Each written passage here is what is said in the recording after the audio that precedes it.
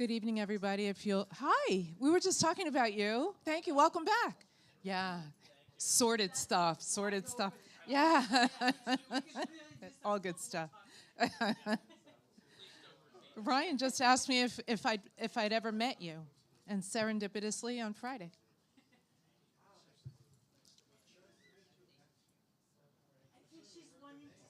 I'll just stare at them until they.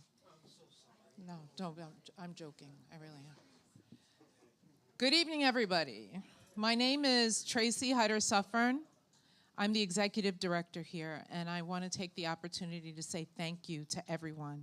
Thank you for being here. Is it still cold outside? When I left my house this morning, I literally stood at the door and contemplated going back in. It was so cold, right? I always forget to do this, so the first thing I'm going to do is ask everybody to take a moment to silence your cell phones, right? I always forget to do it, and then invariably somebody's playing, Bo Diddley or something, and I have to roll my eyes. And we're good? Everybody do it? Okay. So welcome to the National Jazz Museum in Harlem. Who's here for the first time? Amazing. That's a lot of people. And I love asking that question because I love saying the next thing I say. And that is, when you are here for the first time, when you come for the first time, that means your family. This is your home. Come and go as you please, as long as we're open. But you're here, and we're happy to have you. Who are the artists in the room? Nice and high. Don't be shy. Okay, I'm not going to ask you to do anything. Don't worry. I am going to make an offer to you, and the offer is this, that we extend the museum to artists free of charge as a rehearsal space. See what happens when you are nice and you answer questions? Not everybody wants something from you. We're actually offering you the space as a rehearsal space. The only thing you have to do is call us and let us know that you need the space, and as long as it's available and staff are here, the space is yours. We want you to be part of our community, and we want to be part of yours. The other thing that we do is we offer it as a showcase space at cost. So what that means is you pay partial. You make a partial payment for our staff of $20 an hour for however long you're going to be here. We pay the rest, and you pay for cleaning unless you return the space to its original condition, the condition it was in before you, when you came, which means you don't even have to pay for cleaning. So you can actually host a showcase here for something like $40 or $80. So best deal in New York City. We're really, really proud of that. And the other secret around it is most artists say, oh my God, that's so great, and then they never take advantage of it. So we're asking you to take advantage of the offer. You don't have to be a jazz artist. You just have to be an artist, a performing artist, to be here. Deal? The other thing I always forget to do is, because I'm the executive director, part of my job is to remind you that all of our programming, 99% of our programming is offered to you free of charge, and the way we do that is with your support and through donations. So when you can, please go onto our website, click the donate button, and every penny helps. Something as low as $1, something as high as $1 million, we accept. So I'm going to introduce now our program director, who is in part responsible for this annual event that makes us so happy and is the reason that you're here tonight. Everybody give a warm welcome to Ryan Maloney, and welcome. Thank you, Tracy. And you're right, I can only take partial credit because although I've been here for 7 years, this event actually predates my time here at the museum. So really excited to have everybody here. The Critics Roundtable has kind of grown and changed and kind of matured over time, but one thing that has stayed consistent is the curator and host, Nate Chinen, and we know him from a variety of venues in which his work is presented, back at the New York Times days, and his books and NPR Music and WRTI and WBGO and everything in between. He's championed this event, and it gives just kind of an exciting opportunity to recap the year, what happened in jazz, the trends. We've had a lot of great folks participate in this program, some of them here as guests tonight, and we're always excited to see alumni back with us. So we're going to get things started. Let's bring out our panel for the night. We'll start with Nate Chinen. Come on out, Nate. Keanna Faircloth. Come on out, Keanna. And Marcus J. Moore. So thank you all for being here tonight. We'll get things started. Thank you, Ryan. And thank you, Tracy. And thanks to all of you for being here. Thanks to everyone who is watching us virtually. And I want to say thanks especially to my fellow panelists, two of my heroes, and two people that, well, Keanna Faircloth, who is to my left here. I've wanted to get Keanna on this panel since the first year that we started working together. The problem is we were working together at a radio station, WBGO, where her shift conflicted with the timing of the panel. So long story short, neither of us is at WBGO anymore, and it allowed me to get her during this time slot. Keanna is now, what is the official title at Yamaha? It's Artist Relations. So Keanna is a liaison between artists and audiences at Yamaha. And she's also become one of the go-to contributors to NPR Music's All Songs Considered podcast.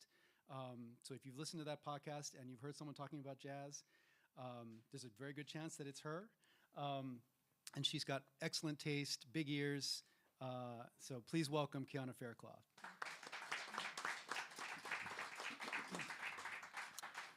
Marcus J. Moore. I'm pretty sure everyone in this room has read Marcus J. Moore. Marcus has actually done the Critics Roundtable before, which is breaking one of my rules. But the catch is that Marcus did the first pandemic edition, which was your sort of Zoom version. So this is the first time that we're actually doing this in person, and I could not miss that opportunity, especially in light of a year that saw so much music that Marcus has written about so eloquently and covered. And we had the great pleasure of attending an event together. We'll talk about it. Some good hang time over in Knoxville. So please welcome Marcus J. Moore.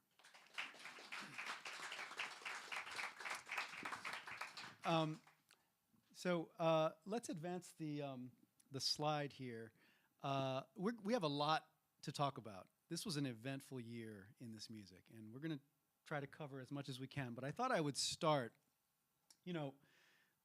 rarely does the Grammy nominations process reflect the conversation we've been having so directly.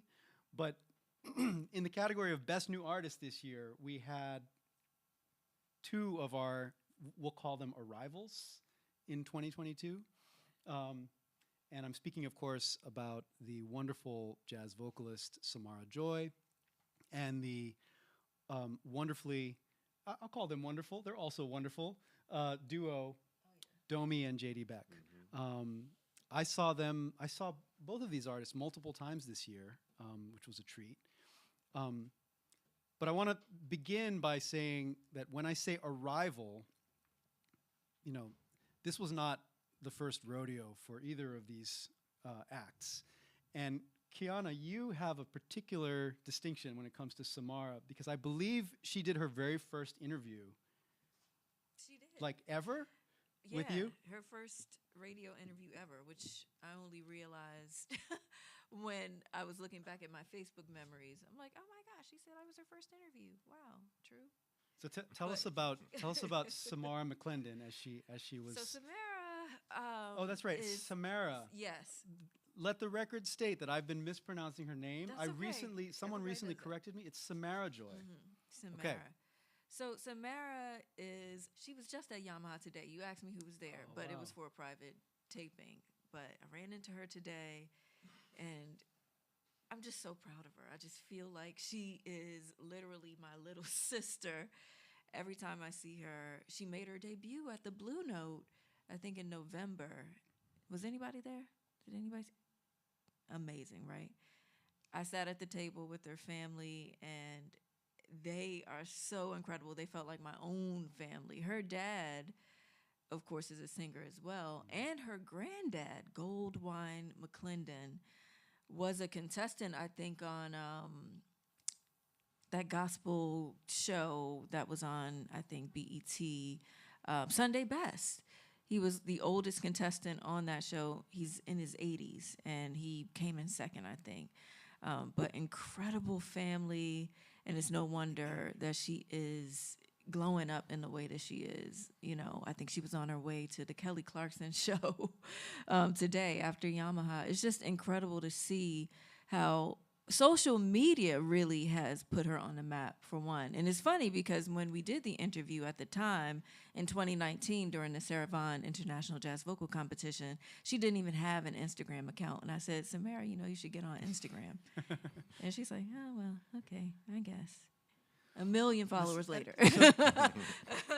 And this is true for both of these breakout stars this year. So, you know, social media and YouTube, and, you know, whatever it is, YouTube, TikTok, whatever platform it is, each of them has, you know, these platforms to thank in part for the development of their audience, but in very different ways, right? Very different. And the question I wanted to begin with for both of you is, as we think about, you know, best new artist, whatever that means, it's so striking to me that we have two different kind of embodiments of what jazz is supposed to be in the popular imagination. You know, in Samara's case, it's sort of masterful and respectful and like carrying forward a lineage in a way that feels like deeply familiar. You know. I like to say she has the greats trapped in her vocal cords. Yeah, right? Like she's an old soul, right? And then in the case of Domi and JD, it's like mutative and like boundary pushing and rule breaking and irreverent and, you know, just a little Thundercatty. Explosive. Yeah. Right, Yeah. right. Anderson .Paak, I mean, that says enough. So what do we say about this duality? Like, or is it a duality? What do you all feel about that? I think both artists are notable for very different reasons, as you alluded to, and I feel like in the case of Samara, like she definitely taps into a sort of more traditional, you know, like a more traditional audience, people who will go to like Blue Note and they'll go to Dizzy's and they'll go to clubs like that to see their jazz. But I feel like Domi and JD, like they also remind me, like I said, they remind me of Thundercat, but they also kind of remind me of Bad Bad Not Good in a way, and other bands who are, if you want to write about them, you can write about them within the context of jazz, but they're doing so many different things. You know, their style of music works just as well in the Blue Note as it does in an open air festival, and I think as a result, they're tapping into a broader audience that maybe some audiences maybe aren't thinking about, you know, and you know, in the case of that band, I also it reminds me of Shabaka in that way too, Shabaka Hutchings, where it's like, okay, it's under the label of jazz, but not really. It's kind of under, you know, okay, it's dance music, it's cosmic electronica, it's all this other stuff. Yeah, they're really all encompassing, I like to say, and they, on this album, I guess it's their debut, right? Their debut, Not Tight. I'm thinking of one of my favorite tracks, Moon, with Herbie Hancock, and the fact that they have that leverage to pull like legends like Herbie Hancock. But it makes so much sense because he was also, and still does, push the envelope in so many different ways. It's kind of like a passing of the torch in a way. I love that Herbie is like the perfect person who you could imagine collaborating with either of these artists. Right. You know, it's like Right. not a stretch in either way. So I saw Domi and JD at the North Sea Jazz Festival and had seen a lot of their videos and was kind of like, okay, I need to see them do their thing, you know, because I feel like I'm not quite there yet. And that was when the light bulb went off for me because and I've talked about this, but you know, they were like, okay, now we're gonna do this really, really difficult song by Wayne Shorter called "Endangered Species." Like, we're gonna fuck it up. You know? Right. and they really, you could tell that they were actually straining and struggling to like nail this thing, but they were really like the earnestness of the attempt. I related to it because I said, oh, this is what students who come out of jazz conservatories do all the time. They're just doing it their own way, you know? And then later when I saw them do their actual album tour,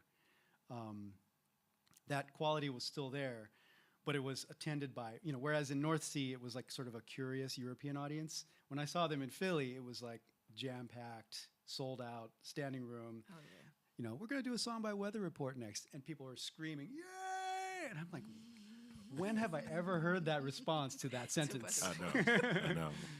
But it's a cool thing, right? Yeah, no, definitely. And what I appreciate about them is like, you know, for the lack of a better term, they're sort of rankling the jazz police a little bit, you know, because I feel like We love that. we love it, right? It's like, yo, just, okay, we're still honoring Wayne Shorter. We're still honoring Weather Report. We're playing with Herbie. But also, let's just have fun with it. Let's not be so buttoned up, Right. you know. Not so serious. Right. You know? And the viral effect that, you know, I feel like, you know, we first saw them, on YouTube, I guess. And, you know, they started drawing the attention of all of these different people who have an appreciation for several different genres. We saw them at NAMM and how they kind of took NAMM by storm. Right. And it's been just a gradual bubbling effect. And now that Anderson has them, it's like, Yeah. Domi and JD back. You know, and that's the thing, too, is that the other common denominator for these two artists or these two acts, chops. Oh, Like, you know, serious. because I've heard complaints, you know, so Samara has shown up on some year-end best album lists, you know, and I look at comments. I have been looking at the comments lately, which is, I don't know what got into me. Right. And I see people saying, oh, Samara Joy, yeah, she's talented, but like that album, you know, that could have come out at any time in the last 50 years, blah, blah, blah. Okay, but like she's really bringing it. And when you see her interacting with an audience, that for me was the light bulb, because, and that's what's changed since 2019, right? Right. She commands a room. She knows how to, I mean, she speaks to like, she'll identify like the older couple. She'll be, who's celebrating an anniversary? Oh, it's your 55th anniversary. She knows how to talk Yeah. about it. You know, it's like, this is the kind of energy that is welcome, you know, especially from someone with her, you know, on the beginning of the trajectory like she is. Yeah, and only 23 now. I mean, she has so much more to do. But I really love how, you know, one of her tunes, I think she's singing over a Fats Navarro solo. And you talked about the anniversary Right. thing. That's the song that she uses to kind of, you know, celebrate love. But the fact that she's, you know, bringing back to light, you know, somebody like Fats Navarro and infusing her own energy into, you know, those greats is amazing. What do you think it would sound like if we got a collab going between these across this? I'm going to just cheat and be lazy and say it would be a free jazz record. That'd be it. Like, I don't know. I mean, because they can go in so many different directions. That's a very good question. Like, I mean, they can easily go traditional, but then I feel like it would be sort of a multifaceted project, you know. I'm kind of interested to hear Samara's next album, because I kind of feel like this one was like the proof of concept in a certain way. She's like, look, It does. I can do this thing. I can do it proper. And I don't feel like she's stretched herself yet in the ways that I know she can. Right. It So feels safe. It does. A safe introduction. And that's where I'm like, okay, you know, because we know she's got a long road ahead. So, all right, well, let's go to the next slide. So we talked a little bit about arrivals. Julius, you have a piece that's going up tomorrow morning at NPR Music, in which you talk about another arrival this year, quote unquote, Julius Rodriguez, who had a really banner year. So let's talk about him. Yeah, you know, and obviously correct me if I'm wrong here, because I always kind of, as a writer, I have this sort of this chip on my shoulder anyway. So I'm like, yo, I don't feel like we talked enough about the album, you know, when it came out. But I just, you know, I remember I got this promo for this record called Let Sound Tell All. And I clicked play on it, and it was like, okay, this is a cool record. And then I get to this song called Two-Way Street. And I like my jazz a little, I like my music a little dirty, a little frenetic, you know. And then when the drums just started like piling on top of each other, then you got the saxophone, which is like run through this electronic modulation, and then it breaks down into something super traditional. I was hooked to the point where I was like, okay, you know, clearly we're all gonna go up for this, right? Like everybody's gonna be talking about this album. But I feel like he had sort of a quiet release, but it's not until you see him live that you realize just how great he is, you know, and the fact that he can sit at the piano and be great and command the whole stage, but then he can also drum, you know, he's a drummer, you know, and he's a great drummer, and he's a very commanding presence, even though he's, you know, he's a benevolent band leader, but he's also a very commanding presence. And that's essentially what I'm talking about, you know, in this essay. It's just like he had a banner year, he had a very strong statement, but I feel like he has an opportunity to do a whole lot more. Even though the record that he came up with was really good, it was, you know, one of my favorite records. But I'm curious to know what his next album's going to sound like. You know, in the conversation I had with him before the album came out, he talked specifically about what he got from the experience of touring with A$AP Rocky, and how that actually informed his approach to being a jazz band leader. Have you thought about that too? Yeah, I feel like with him, you know, even though you can label him as jazz, I feel like he's at the intersection of jazz and hip hop and blues and soul. Like he can do all these different things seamlessly. So he can go the traditional route, or he can put his own spin on Erykah Badu records, or he can play with Jose James. And then I've seen him with Madison McFerrin. I've seen him with Michelle Ndegeocello cello. So I think that touring experience really opened him up, where you can't really label him, and it makes it a little challenging to write about. But at the same time, I love it because I love artists like him who are sort of confusing the way you perceive what they do. Yeah. Well, just to toss this back at you, you know, when you talk about that intersection, this was a big year for Robert Glasper, yet another one. You know, Black Radio 3 nominated again for Best R&B Album. That album has already yielded, I think, 2 Grammys for the singles that came out previously. This is the writing assignment that got away for me, but like, wouldn't it have been cool to like get sent out to Napa to like cover the takeover? You know, Robert Glasper taking over the Charles Krug Winery in Napa with like, you know, like 50 of his friends, you know, who happen to include like Talib Kweli and Erykah Badu and et cetera, et cetera. Yeah. Like, what a scene, right? And like it was a flex, right? So as we talk about Julius and what he embodies in this convergence, how would you differentiate his thing from what Glasper does? I feel like with Julius, when I hear Julius, honestly, even though Glasper's still doing this thing, I hear a younger Glasper. I hear Glasper from the early 2000s, you know, the early to mid 2000s. So I hear like Robert Glasper experiment, you know, when Casey Benjamin playing his vocals out, and you know, stuff like Chris Dave on drums. I'm hearing that with Julius, and I feel like to a certain extent, Glasper has settled into, okay, yes, I'm jazz pianist, but I'm making R&B records. You know, I'm gonna be nominated for Best R&B Album. So I feel like he's settled into that groove, whereas Julius is just getting started. And I could see him going that same route too, because again, he can do anything. And he always likes to just call his art the music, you know. He doesn't like to classify it.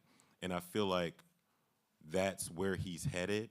But for the lack of a better term, I feel like what he's doing is a little more thrilling than what the Black Radio series is. And, you know, that's not to, well, maybe a little. It's not to super slight Black Radio, but at the same time, let's just say what Julius is doing now reminds me of like the first Black radio. It's a little wilder, a little rougher around the edges. Or right? like Double Booked. That album reminds me of that. Is Julius a Yamaha artist? He is. He Have is a you worked with him? I have, and just to watch him, he was playing around with one of our transacoustic pianos where you can switch between acoustic and, electronic by plugging different MIDI plugins or whatever. And what he was able to do on the fly was like nothing I've really ever seen or heard before. Like he was infusing, it felt like church in a way. I was standing there like, I feel like he's literally grown up in the church, the way he's playing this instrument. There was so much soul infused into that music. And even when I saw him at, I think, Elsewhere in Brooklyn, and to see it's like a cult-like following he has, you know, and they're dancing and like going off. He has this pull on people that feels different to me and a little more genuine than a Robert Glasper. I don't know, maybe I shouldn't say that, but No, that's fine. I think Rob can handle it. Oh yeah, he's fine. he should be able to. He dishes it, so. Yeah, he does. Well, so all right, this is great. I have a New Year's resolution, which is to see Julius in person. I had every intention to do it this year, and the timing just never worked out. He's the one that got away from me this year. Oh, he's got a song with Samara too on Let Sound Tell All in Heaven. That's right. Which is And that's a good example of like that's the other road that I think she can and will explore. Yeah. Let's go to the next slide. All right. So, if there is a consensus jazz album of 2022, and by consensus I mean the one that gets everybody behind it. People who listen to a lot of improvised music, people who don't ever listen to improvised music, this is it. I mean, I think we can say that already. So why don't you all take it away? What thoughts do you have about Micaiah, specifically what he did with this project? Yeah, with this project. Well, I feel like it was a more refined version of what he has been aiming for over the past several records. And the thing is, I loved like Universal Beings. I loved Highly Rare. I loved Deciphering the Message. I love all of that. But I feel like with this, he always talks about trying to make an amorphous sound that isn't quite anything. It isn't quite jazz or ambient or R&B. And I feel like through his production technique, he was able to do that. And he was able to sort of, put his foot down on, okay, yeah, I'm jazz, but I'm also hip hop. So when I think of Micaiah, honestly, I think of Mad Lib. I think of Mad Lib in that way where it's like, it's brilliant where he's, okay, I'm gonna go somewhere, I'm gonna play live. Then I'm gonna loop it. I'm gonna sample it, I'm gonna find a groove and I'm gonna loop it up. And he's mastered the art of repetition. There's something about a repetitive groove that just sort of induces this sort of reflective sort of aura, and I think that's what he does perfectly on that one in particular. Yeah. For me, this entire year for me has felt like an experiment. Like, I'm a subject and there's somebody kind of like playing with the strings in a way. And this record, I feel like it only just came out a couple months ago, it seems, but I feel like it has perfectly encompassed the feeling that I've held throughout the year. It feels very exploratory. It literally feels like a soundtrack to the experiment that my life is right now, if that makes sense. If I think of a track, I think it's called This Place, That Place, absolutely feels like I'm stumbling, stammering through the streets, just trying to get my footing. And I feel like he sees that and is composing to that. This album was everything. Yeah. I think that's a great, it's like an experiential, there's something very human and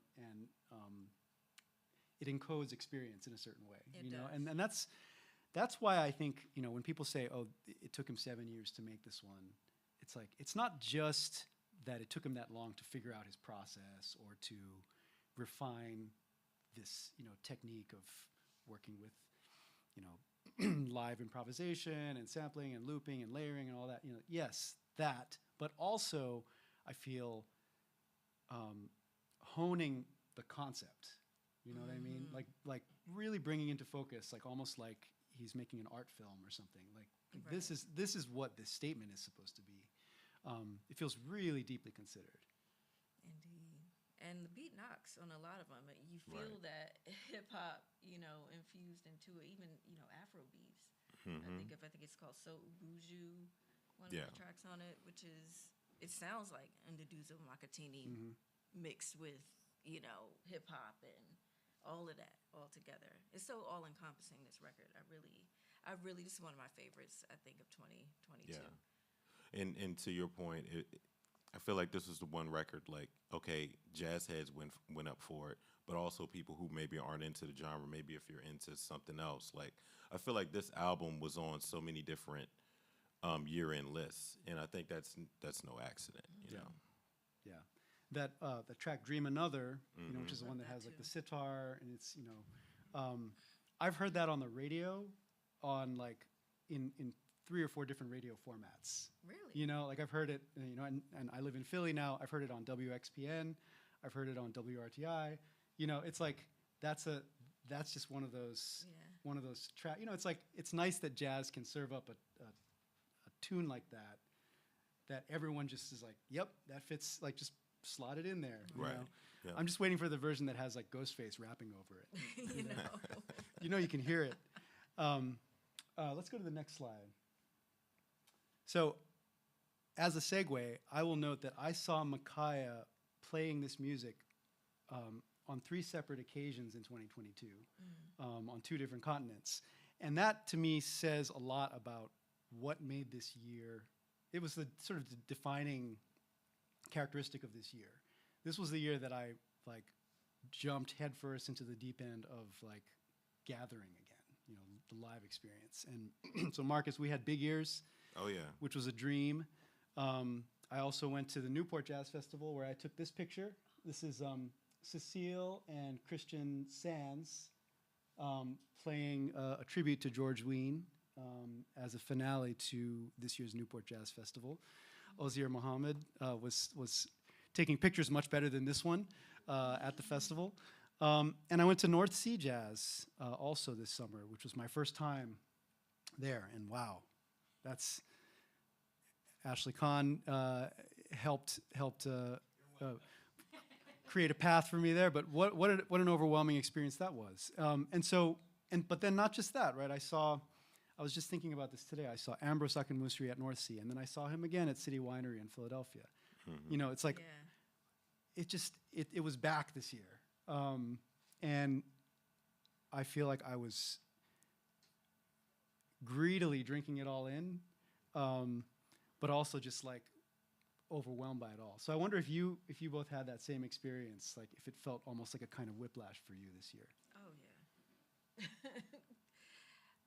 Definitely. I definitely made it a point to get out and experience live music because all of us felt so trapped for the past, feels like 3 years, I guess, at this point.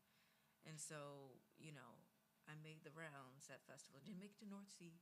Would love to go there one day. And Newport, have not been. Don't tell anybody. But definitely made the rounds at different festivals. There's always next year. Yeah, and smaller venues, and the overlap of seeing, an artist at a festival and then seeing them in a small space, I think is very cool to get to see what they pull out, in the different settings. That was my experience with Samara. I saw her at Newport, and then I saw her at South in Philly, and it was cool to like follow that. Yeah, no, same for me too.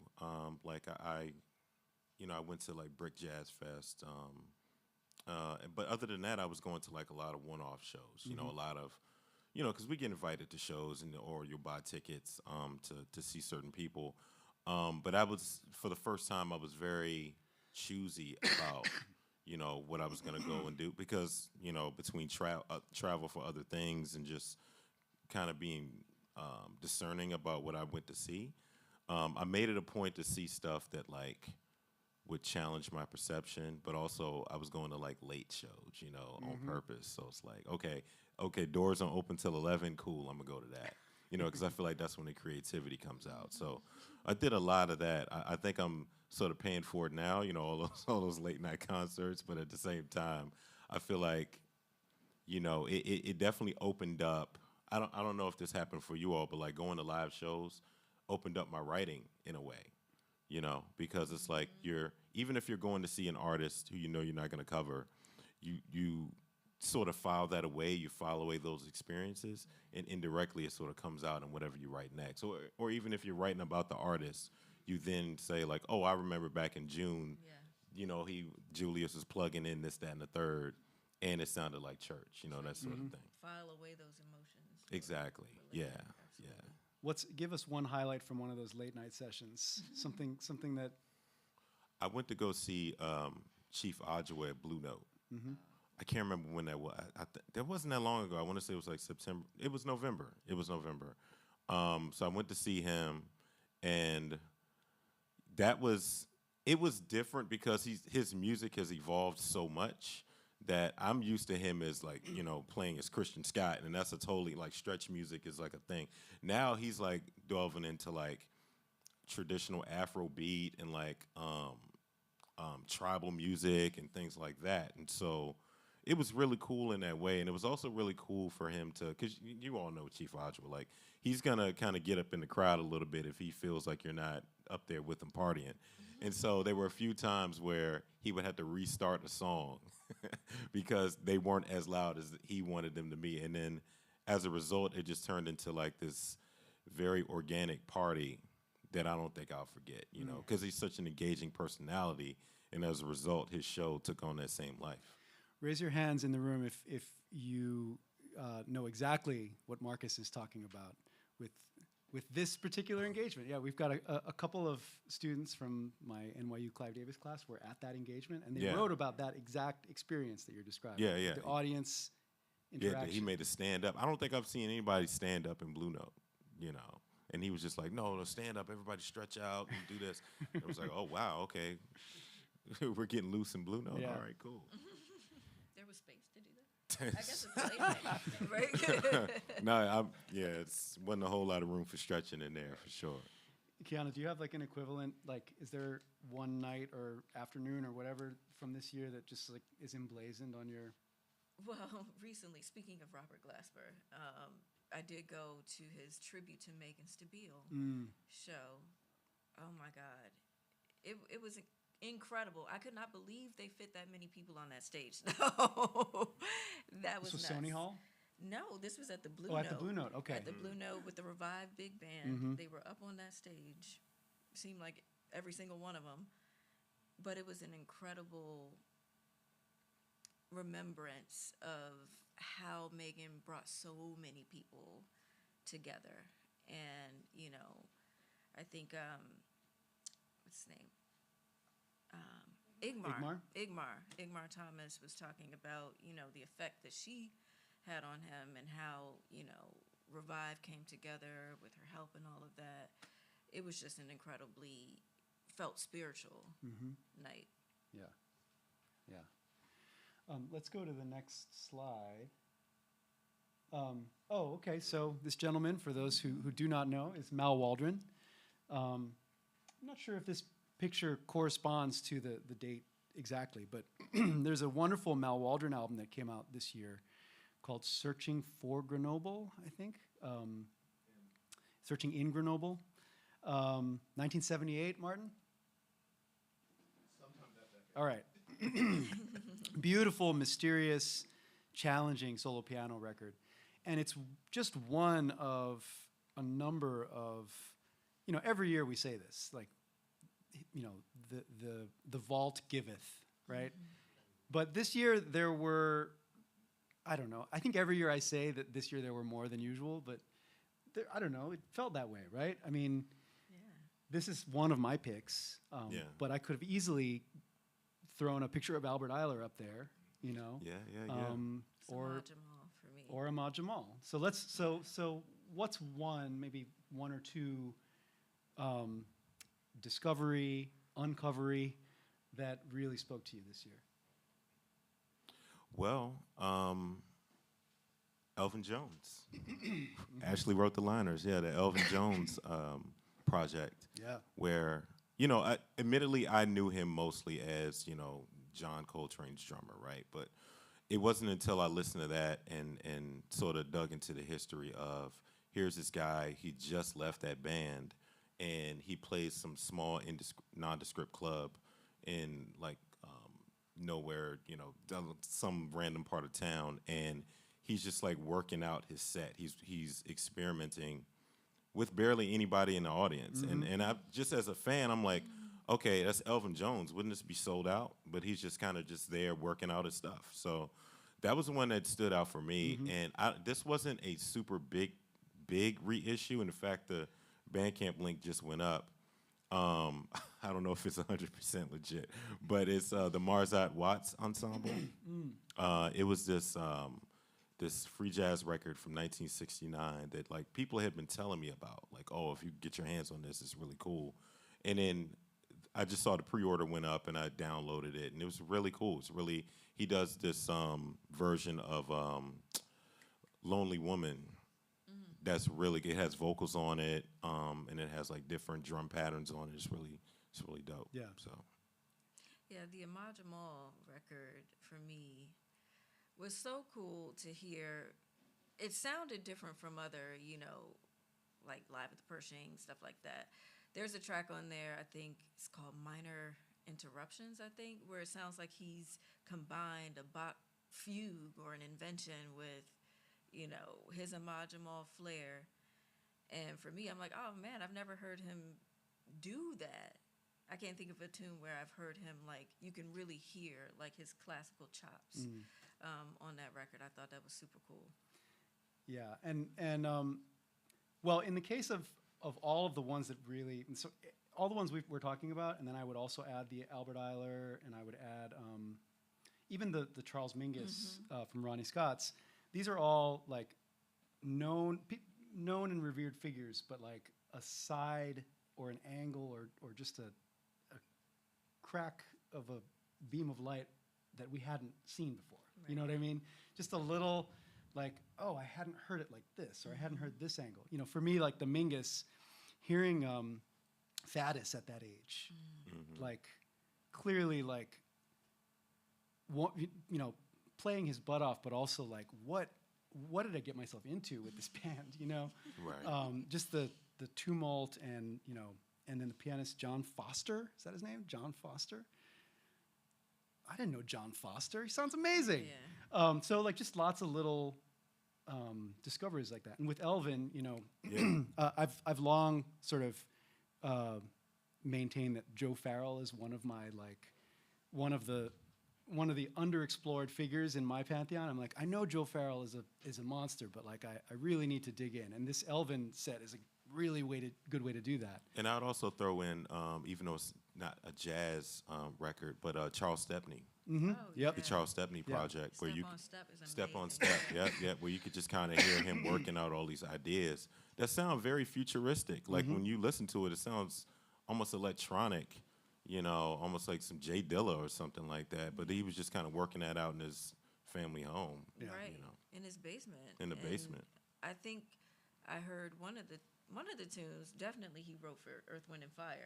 You can hear, like, the beginning, the germ, I guess, of an Earth, Wind, and Fire tune, and you just get the stories in between from his kids, about the road trips that they went on and stuff. It just makes you realize that these folks, we didn't have them for that long, But it's so great when you can pull out this music that no one's ever heard before from them. Yeah. Well, the beauty of this is that the people who have been doing this digging and uncovering are ambitious and busy, and so it's like we know some of what we'll be talking about next year, but there's other stuff that we don't even know what's coming, which is really exciting. So, all right, let's keep it moving. What's the next slide? After Bring Sev up. Yes. So let's talk about the new standards for a moment. Keanna, you wrote the blurb for NPR Music's entry for the album, but I think it's meaningful to acknowledge that the album is just one facet of this larger project. Right. And in a way, the album is less historic and momentous than the original manifestation, which is this book of compositions. So I think everybody knows the story. Let's sort of talk about the impact.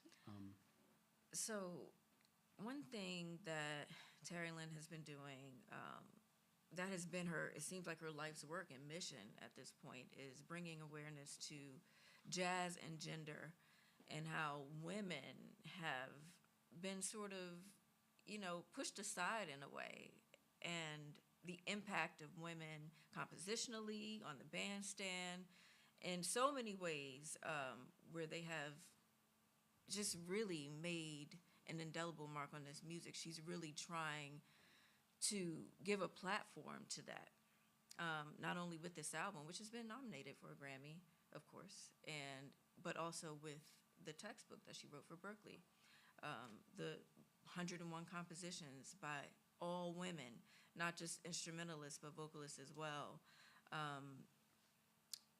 She's also, I should mention, the artistic director at New Music USA. They have a program called Next Jazz Legacy, where she is mentoring, the next generation of jazz improvisers who are women or identified non-binary.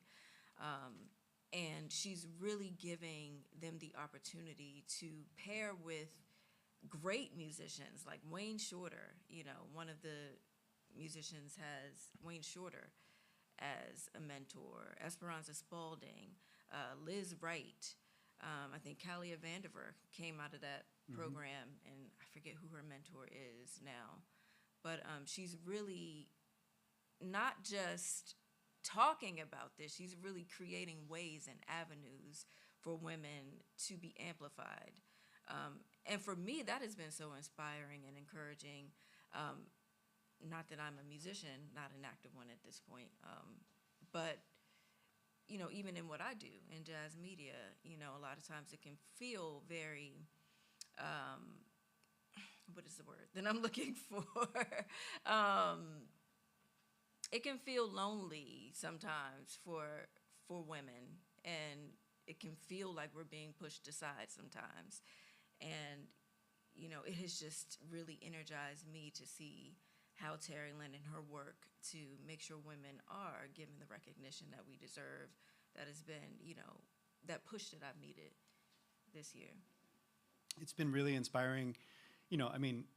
As someone who has admired Terry Lynn as a drummer, since, I started listening to jazz, really, it's like, okay, she's always been this forward-thinking, incredible musician, but it's only in the last 10 or 15 years that she's been empowered to really, have a platform and now have an institutional platform. And she is, the moment that she arrived at that level, she said, okay, well, now I'm going to start making some impact, and it's been awesome, literally awesome to see just in the last 5 years, right? Yeah.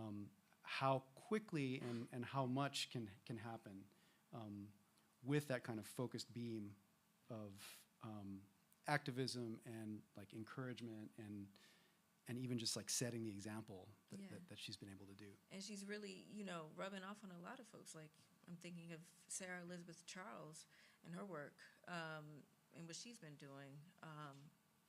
I feel like she's inspiring other folks to, take up the cause and really just speak out for women and, let it be known that we're here. We're here. Jazz Without Patriarchy is the hashtag that she uses. One of the things she's been talking about too is that at the Berkeley Institute for Jazz and Gender Justice, there's a lot of male musicians who fight to be in those classes, and so there's generations of musicians coming out of the school that are sort of burning with that sense of mission as well. Yeah. It's part of their training was this broader understanding of the dynamics, you know, and the problem, you know, the systemic problem that needs to be tackled, which is, it's exciting because it's like, as we see with like Samara and Domi and JD, like these are musicians in their early 20s and they've already got our attention. So like that impact happens fast. It does. You know, so it's exciting to think like this change is already manifesting. Yeah. It was cool to hear her do Brandy Younger's Respected Destroyer on her record too. I love to see that, you know, even that, just, you know, starting to play some of the tunes, you know, that musicians of today have written and putting it on a record says a lot, you know? Yeah. Also, Nicholas Payton plays a lot of trumpet on this record, and he put out a pretty good album this year, but he doesn't play as well on his own album as he does on this one. True. He had to step his game up, I guess. He did. Let's move the slide down one more. All right, so we have already, you know, talked a little bit about, you know, you mentioned Megan Stabile. Every year we sort of, the jazz community, you know, like sustains losses, and we kind of lick our wounds and think about, you know, the legacies of those that have left us. I wanted to focus on one in particular because I feel like Jamie Branch, who we lost in September, is that right? I think so. I believe so, yeah. Yeah. Jamie stood for a lot of things that I think we all believe in, and I wanted to just reflect on her for a moment. So yeah, I just wanted to open the floor. Marcus, maybe start with you. Yeah, I mean, I think the thing I remember about Jamie, the thing I always loved about Jamie's music is that it was definitely jazz music, but she brought a sort of like alternative rock, punk rock element to it.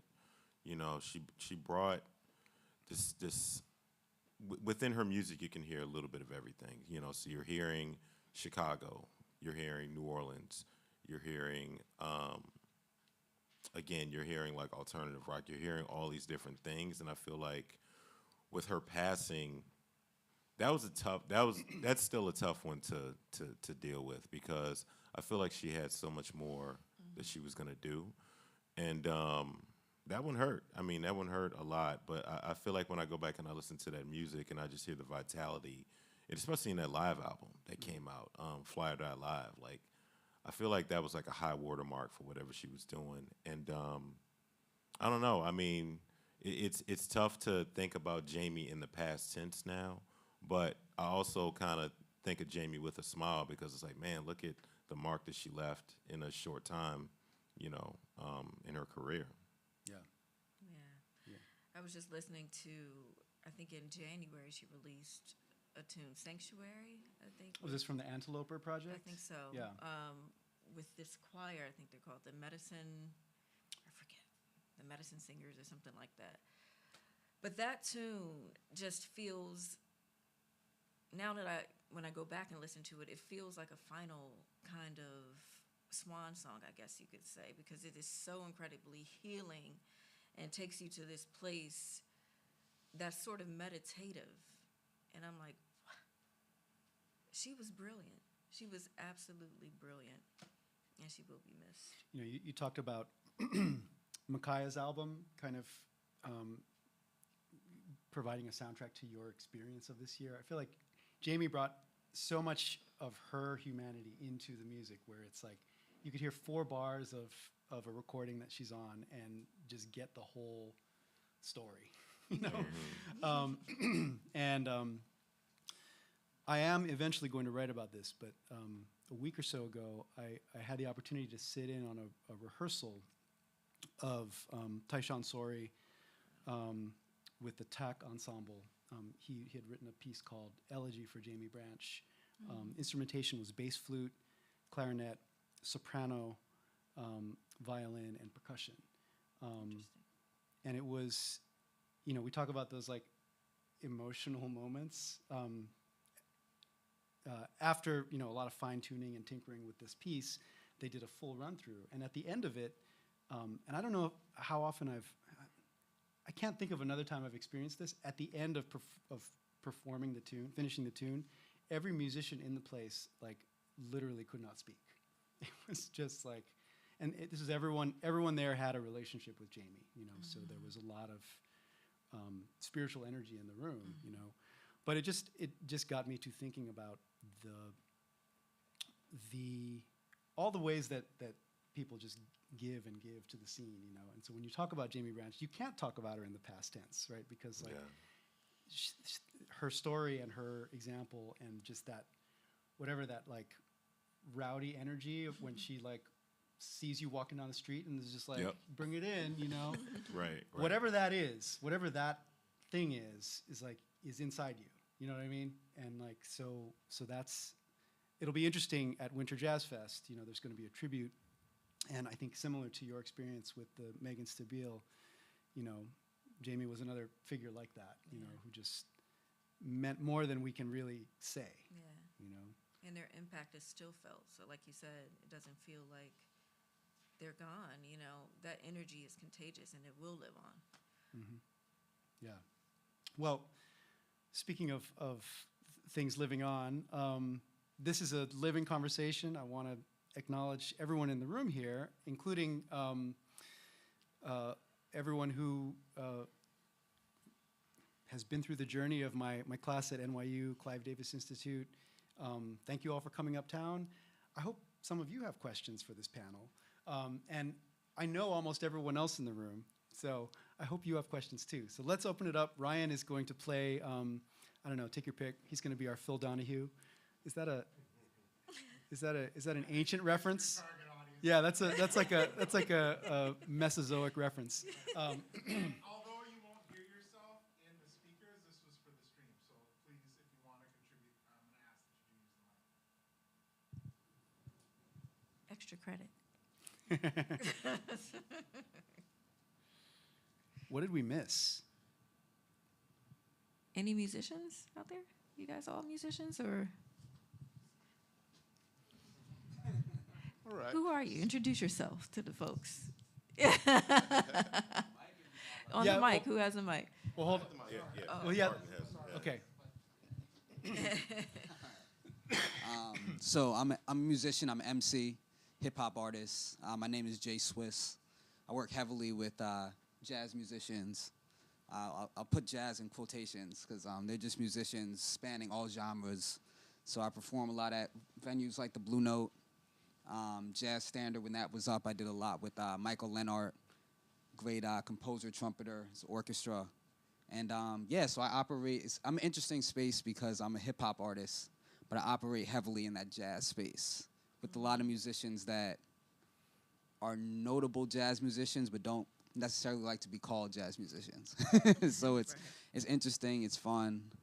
A lot of the music that I listen to on my own is jazz records. I'm actually surprised I haven't listened to the Mackay McCraven. You guys made that sound great. You're gonna love it. Yeah, I gotta listen to that too. But yes, it's a great conversation. I could tell everybody on the panel is cool, has a real respect for like the breadth of what jazz music is. So that's refreshing to have people who are well versed in jazz, but also respect for all types of music. It's cool, and yeah, I didn't expect to be introducing myself. I'm just here to listen. Yeah, but thank you. Appreciate you. Man. Jay Yeah, Swiss, thanks dope for coming artist, out. Yeah. incredible, and I don't know if you want. His dad is a jazz writer, Burt Caldwell, as well, and jazz journalist, I guess you could say. Hey, Martin. Martin, what up? Hey guys. So, could y'all talk a little bit about Ghost Song and its meaning for 2022? I mean, Cecile's a genius. I saw, I think at 20, I think she is. MacArthur. Oh, yeah. Oh, I thought you were not agreeing. But no, Ghost Song, I think I heard her singing tunes from what would become Ghost Song at a jazz festival I was hosting in Kent Island, Maryland.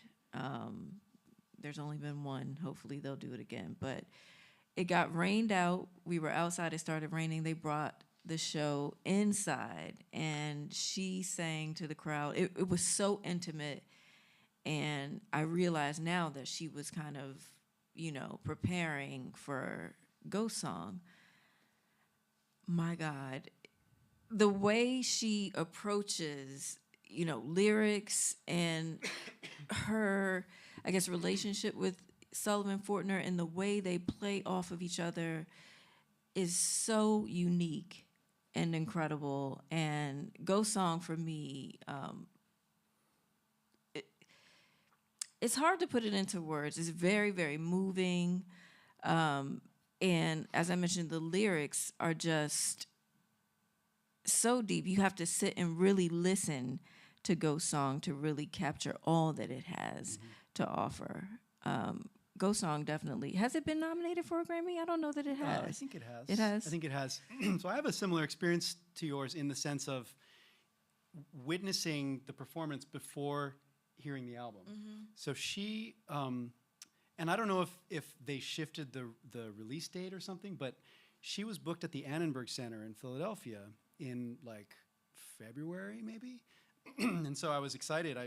Wow. So I went, and I knew that it was a different project. It was her new thing, but I didn't know what it would be. And so it was wild to experience, Keita, doing the percussion, and then, to see Alexa Tarantino, and just like just the instrumentation. It's so different than everything she's done with like either a solo piano or a piano trio. So that's number one. But then also the material, I remember sitting in the hall as she segued from the Wizard of Oz song into the Gregory Porter song. I was like, oh my God, I was not ready for this. And let's just say too that like Cecile singing Gregory Porter, we need more of that. Right. Like contemporary artists singing work by other contemporary artists, like dapping each other and like showing love for each other. It's made me so happy. Yeah. But yeah, I mean, she is a genius. Like she's like one of the only people that I would, not bat an eye and say that about. Like it's like, yes, of course, yes, she is. Yeah. I mean, you all said it all. I don't know. I don't know how I could follow that up, but no. I just want to echo everything that you all said, but also, I guess my experience with it was, listening to it and not. Again, like I was saying earlier, I just like being confused or confounded by music, and I love how when I listen to the project, even though you can label it a certain thing, it feels like this otherworldly thing that pulls in these different traditions, different continents, different everything, different cultures, but it all feels very natural, very theatrical, and I think that's the record that I put on when it's like. The writing deadline is done and it's time to like just kind of disengage. That's the one that I put on at like 2 a.m, on headphones. Yeah. Yeah.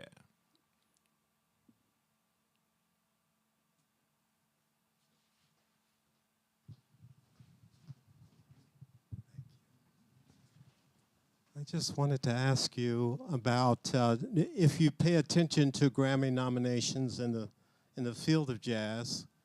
And I do know of at least one nominated record for Grammy. It's Craig Harris's Managing the Mask. And I guess Samara Joy, as you mentioned at the top? Yeah, she's... Terry Lynn as well. And Terry Lynn. Are there any others that you could talk about? Or could you talk about Harris's? Are you familiar with his Managing the Mask? Okay. Not as well as I should be. Grammy nominations for me are they're a framework for like trying to have a conversation. So this year the conversation ends up being about, as I said, like Samara and Domi and JD, and like these two visions of what youth is supposed to be for the music. It is interesting when a consensus kind of forms around something, but this year that was the only narrative that I teased out, I think. There's also the Baylor Project. They are nominated again for this time for their album Live at, I think the evening Live at Apparatus. And funny story, I was there at that recording and ended up on the inside cover of the, but that night was so magical. It took place over 2 nights, And it's no wonder that, that album is now nominated for a Grammy. The Baylors are also on the record with Adam Blackstone, Legacy, which is an incredible record. Of course, Adam is not, a jazz musician at all, but he's gone into his jazz bag for this record, and he's brought out folks like the Baylor Project, and Lauren Talese is on it as well, and so many folks from so many different genres. Leslie Odom Jr., I think, is on that record. Who else is on there? Jasmine Sullivan has a rendition of Round Midnight that's absolutely killer. Yeah, off topic, but the Baylors made me think of Adam Blackstone. So, but yeah, they've been nominated. Who else? Lydia, help me. I was when I wrote a quick response to the initial nominations, someone pointed out that I had not made a big enough deal of the fact that John Beasley was the one artist with 3 nominations. So he's the jazz artist with the most. I always overlook the arranging categories. But it's interesting to see where, categories like, contemporary instrumental album ends up being a de facto jazz category, right? So it's like you have to look beyond the actual genre field to find. But yeah. Gonzalo Rubalcaba, he won the Latin Grammy, Latin Jazz Grammy. It would be amazing if, and who knows, I kind of thought that the last Grammy, does anyone here watch the Grammys? Okay, so like, Alzir does. Or attends the Grammys. Lydia has to. I thought the last Grammy ceremony was actually really watchable and like well produced. Yeah. Like, it's shockingly so. The broadcast itself. The broadcast itself. No, but I mean, is it too much? Is it too much to hope that like we might see Domi and JD and or Samara? I think Samara would be likelier to see on the broadcast, but like that would be cool. Yeah, that would be so cool to see them on a national stage like that. But honestly, it probably won't happen. I mean, probably not on the televised portion. Back anyway. in the what's his name days, it would have been like, and now Samara Joy with the Foo Fighters. Right. I think thankfully we're past that. But any other questions? So, not to skip past the present too fast, because living in the present is good, but I'm curious if you have either general landscape-wise or specific-wise any anticipations or predictions for 2023.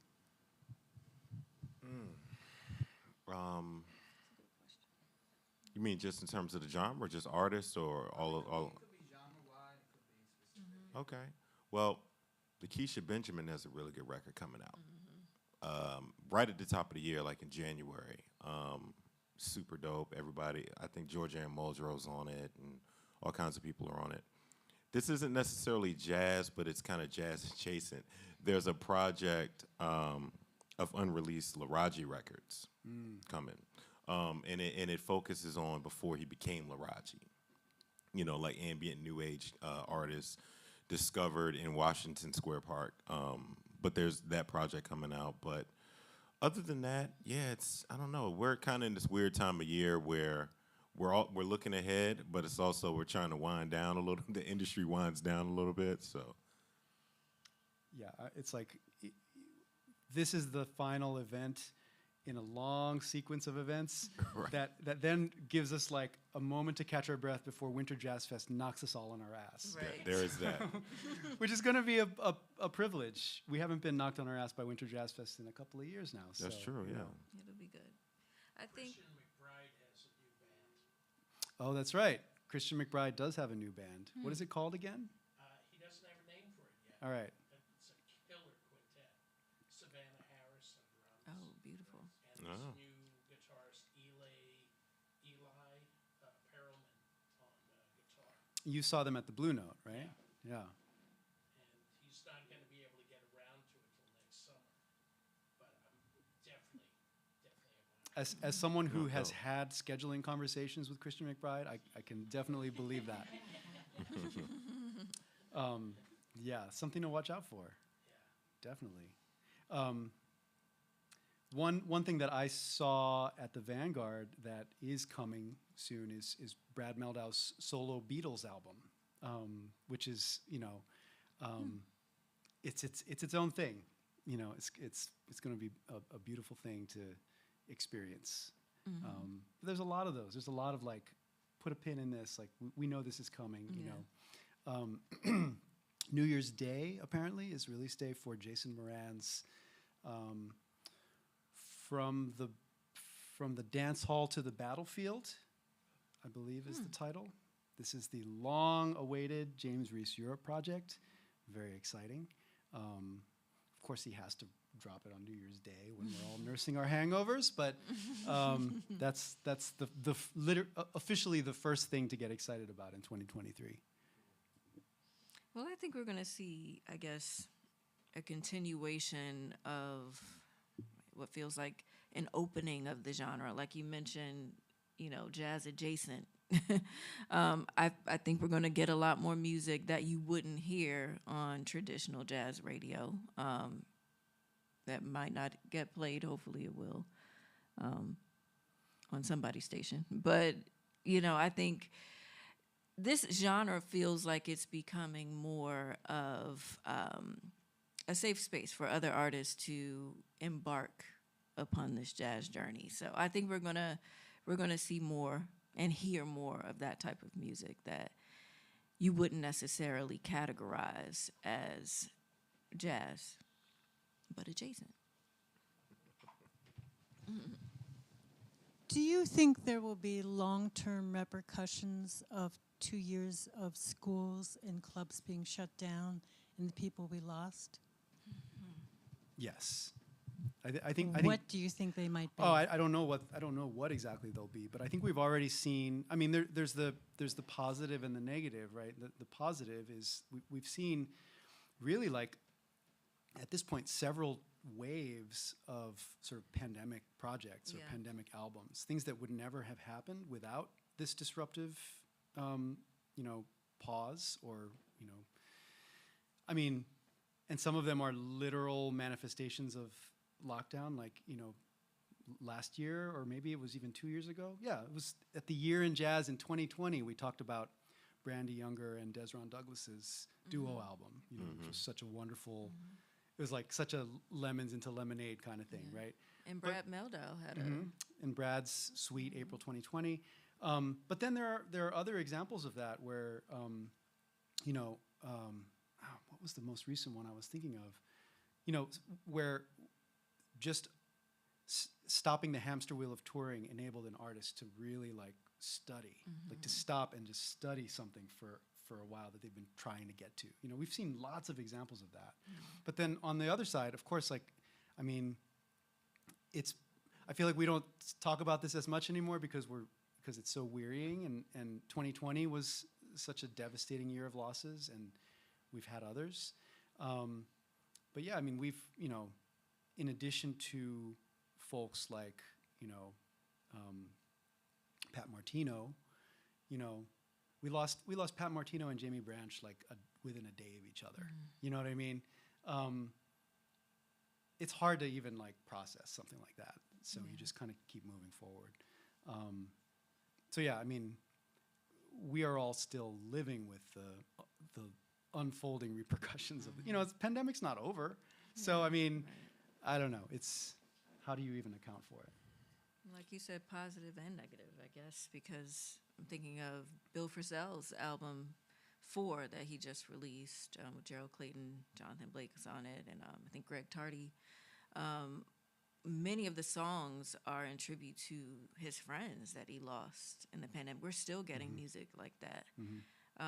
You and I were just talking about, you know, we're both from DC, the jazz scene in DC, and how so many of the venues have closed. Yeah. Like, where do you even go now to listen to live jazz? Right.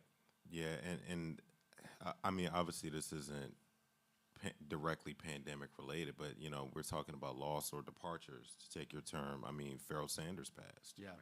You know, and that's another one where it's just like, I don't know, at the risk of getting a little too cosmic with the music, I just feel like, and I truly believe this, that jazz is it's more feeling, you know. So that's why even the term spiritual jazz I feel is a little redundant.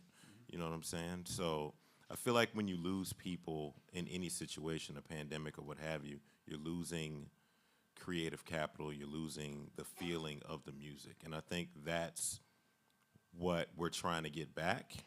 And I feel like it's going to take a while for us to get it back, but I feel like we're on the road to it, though. Maddie, I think you had a question. Hi, I'm a student in Nate's class, and I was curious because we've been talking a lot about just like the mutation of like J.D. Beck, as well as like more of the classical and like purist approach to jazz. And I was curious about your guys' personal definitions of what jazz is, and where do you draw that line, if there is a line to even be drawn?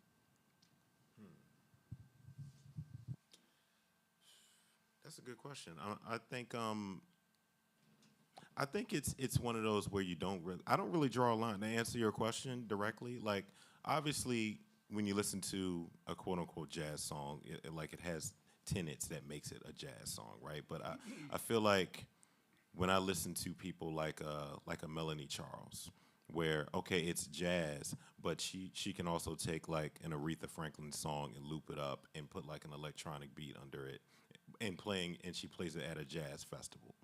So my definition is just, it's a little broader, I think, you know, where it's, yeah, I can go traditional, but at the same time, I like jazz that isn't quite jazz, like a Micaiah, like a, you know, whatever. And to your point, I feel like we're going to hear more of that moving forward. But that's just sort of how you know, that's when people send me projects or I go seek out music, that's the type of stuff that I'm seeking out, stuff that's a little difficult or challenging to write about or talk about. Right. For me, I don't draw a line either. I feel like any music that offers space for improvisation, however that may sound to you, you know, can be considered jazz, if you want to call it that, you know. Anything that allows you that free range to emote and explore in a way that you just don't have, the box is too tight for that in other genres. So if you can't categorize it, it probably is jazz, you know? See, I take issue Right. with, here's where I will disagree. Okay. I think, so my definition personally not only involves the expressive potential that you're describing and the sort of flexibility and improvisation, but it's, to me, it's also knowledge and sort of fluency. So I think you're not a jazz musician if you are not fluent in the jazz language, right? Which is a history and a lineage, and it's not like you have to like know how to play giant steps in all 12 keys like in 7/4, like before you can call yourself a jazz musician, although it helps. It's that, you know, so you talk about Julius, like put Julius on a bandstand, you know, with like a Oscar Peterson style rhythm section, and he'll smoke everybody out. You know, it's like, and so it's a kind of, it's an understanding. You know what I mean? It's like, I'm looking at John Batiste as I say it. It's about coming correct. Right. It's about like knowing where this comes from, too. And then you get to play. Right. I agree with you there.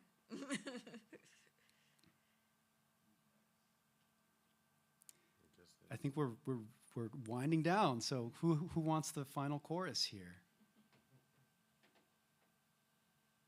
I'll say one small thing about Julius. Those of us who have been in the New York City area remember him when he was 12 and 13 years old, coming down into the scene, and he played here, you know, at the museum as a young drummer with some of the legends. So you talk about that lineage. Yeah, he can play all that stuff, but he also has put in the time, met the people, made the hangs, like, you know, and that intergenerational kind of connection. He's been very purposeful about building that into who he is as a musician for a long time. And it's funny to say long time because he's in his early, mid-20s. So, but he's actually playing on Friday with Carmen Lundy. So he's so Julius in will her be match. in this space on Friday night. It's actually at City College. Oh, okay. Yeah. We needed a bigger venue. So, but it's going to be a band with Matthew Whitaker, with Ben Williams, with Terrion Gully. Wallace Roney Jr. is going to sit in. Camille Thurman's going to sit in. So it's going to be a real throwdown. So folks should definitely come out. Coming attractions. Well, that's a beautiful place to wind down here. The Year in Jazz 2022. Please, how about a hand for my fellow panelists, Keanna Faircloth, Marcus J. Moore. And thanks to all of you for coming out tonight. If you're watching the stream, thank you for tuning in. Please follow us, follow our work. We will see you out there, hopefully, Winter Jazz Fest or beyond. And please continue to support this music. We look forward to talking more around this time next year. But in the meantime, have fun out there. Thank you all.